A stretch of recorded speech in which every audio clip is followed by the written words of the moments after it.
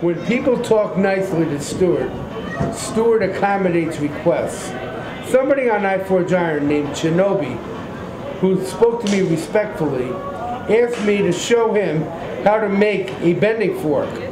This is how it's done. Since I don't have a bending fork, I'm going to do it over the edge of the anvil. Yes, the egg comes before the chicken. Here we go. The first thing I do is cool this in water, because I only want to bend a little bit of it.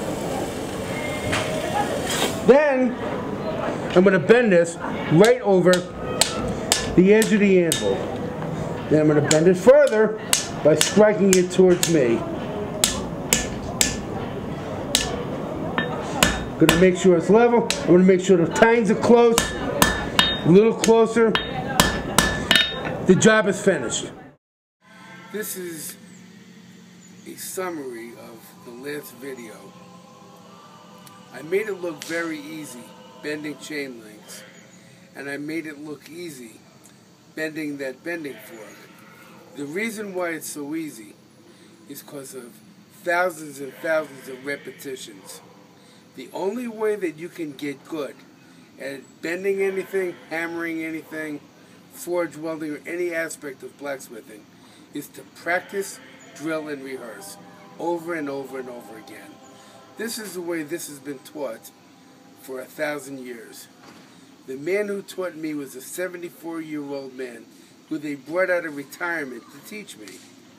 My first day on the job, he stood there and bent one chain link after another all day for 7 hours.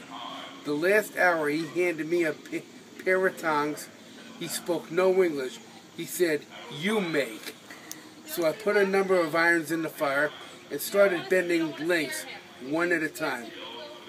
He was extremely impressed with this because his former students didn't have the common sense to stand there and pay attention with their mouths shut and their eyes open.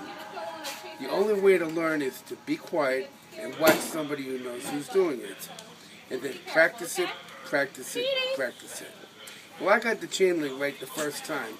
And then I stacked the second chain link, identical in size and dimensions, on top of the first link, and then a third, then a fourth, and then a fifth.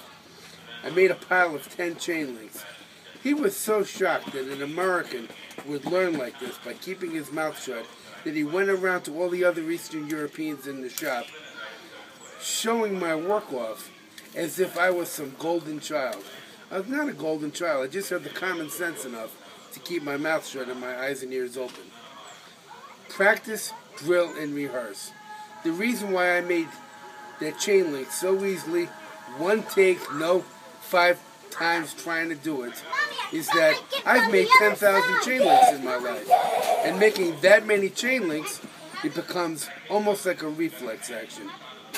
And this is how you do all the aspects of blacksmithing, the same way. You practice, you practice, you practice, until it becomes second nature to you. Then if you want to branch out and bend scroll work using the same techniques, you can, because it's second nature to you, and you start to think like a blacksmith.